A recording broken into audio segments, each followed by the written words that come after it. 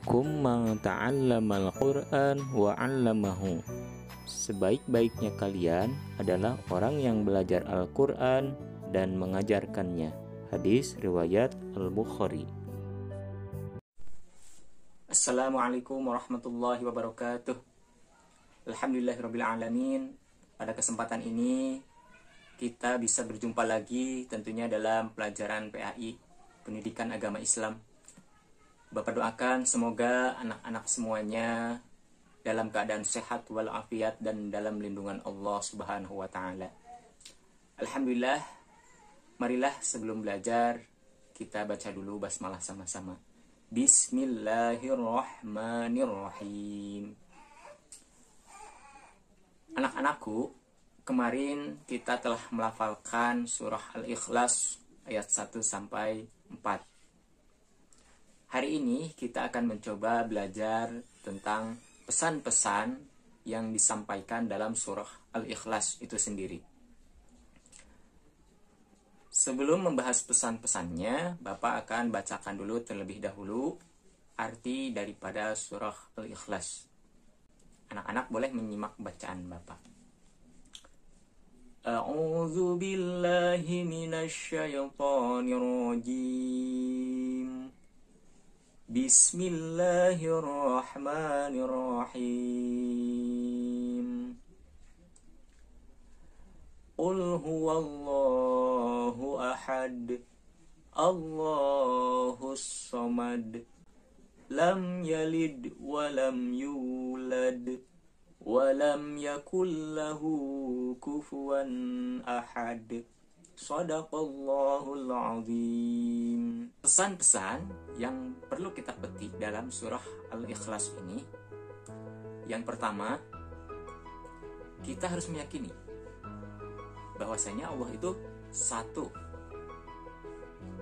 Allah itu satu, tidak dua ataupun tiga, tapi Allah itu satu. Allah Maha Esa, Allah Maha Satu. Bisa dapat kita bayangkan bagaimana misalnya kalau Tuhan itu ada dua ataupun tiga, tentu berbeda-beda pemikirannya. Yang ini maunya gini, yang ini maunya gitu. Tentu akan tidak kondusif ataupun akan kacau ya. Perlu kita yakini sekali lagi Allah itu Maha Satu. Kemudian pesan berikutnya, Allah itu tempat bergantung segala sesuatu. Misalnya kalau kita mempunyai keinginan, mempunyai cita-cita, hendaklah kita harus bergantung kepada Allah selaku pencipta yang menciptakan kita, yang menciptakan segala sesuatu yang terlihat dan tidak terlihat. Kemudian berikutnya, Allah itu tidak beranak dan tidak pula diperanakan. Jadi kalau misalnya kita mendengar ada Allah anak atau ada Allah ibu bapak, itu salah ya.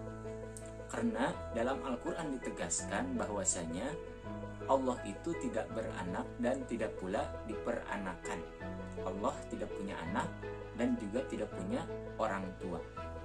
Allah itu ahad, satu ya.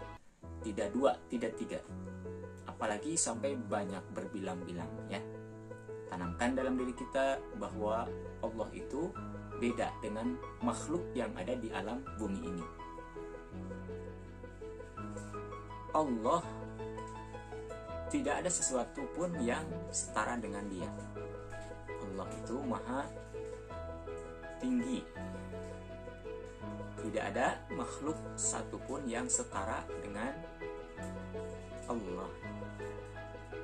Jadi kita harus meyakini bahwa Allah itu adalah maha tinggi ya. Tidak ada suatu pun orang yang setara dengan Allah. Mungkin kalau manusia dengan manusia bisa ya setara dari segi jabatannya atau dari segi hartanya. Tapi kalau dibandingkan dengan Allah, semua makhluk yang ada di dalam bumi ini tidak ada yang bisa menyertai tentang keagungan Allah dan kekuasaan Allah. Kemudian selanjutnya, sebagai seorang anak muslim, tentunya kita harus menanamkan dalam diri kita yang pertama sikap percaya diri.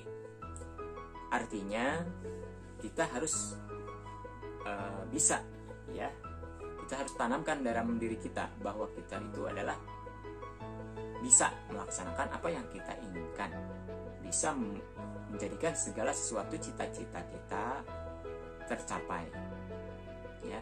Jadi intinya harus punya sikap percaya diri. Dan sikap percaya diri itu bukan berarti sombong, ya, karena seorang muslim tidak diperbolehkan memiliki sifat sombong. Ya, kalau misalnya sombong itu yang berhak hanya Allah, karena Allah adalah Tuhan yang telah menciptakan segala sesuatunya. Tapi kalau misalnya kita sebagai makhluk ciptaan Allah, tidak diperbolehkan untuk memiliki sifat sombong.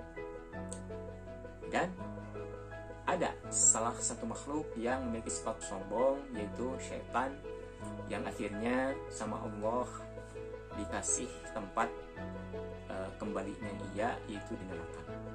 Kalau misalnya ada di antara kita, naudzubillah, ya, kalau misalnya ada di antara manusia yang mempunyai sifat sombong, berarti itu tempatnya adalah bersama-sama dengan syaitan. Baik anak-anakku, selanjutnya sebagai seorang muslim, kita harus mempunyai rasa bersyukur. Rasa bersyukur kepada Allah, bersyukur atas segala sesuatu nikmat yang telah diberikan kepada kita, baik nikmat lahiriahnya ataupun batiniahnya.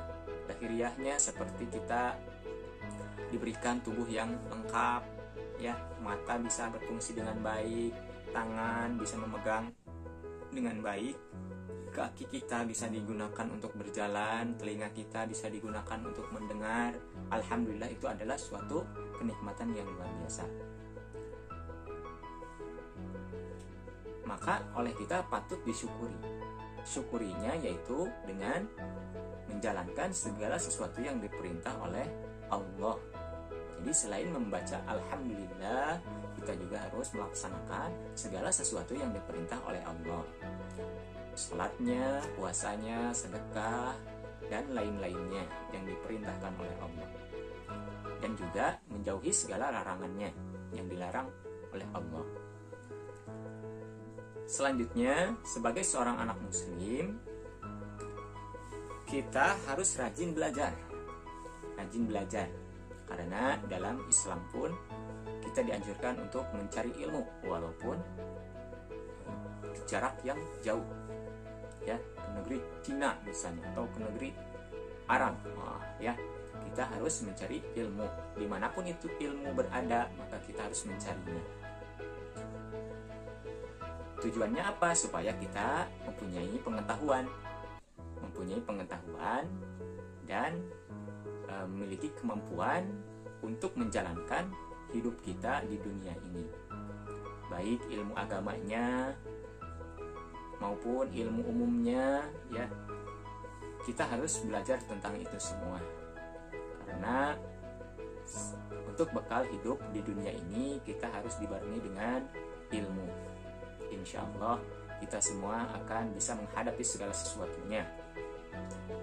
Baik anak-anakku sekalian, untuk hari ini dicukupkan sekian. Semoga bermanfaat. Semoga apa yang kita pelajari dari awal pertemuan sampai akhir pertemuan mudah-mudahan diberkahi oleh Allah Subhanahu wa taala, dan anak-anak sekalian diberi kepahaman oleh Allah Subhanahu wa taala dalam belajarnya.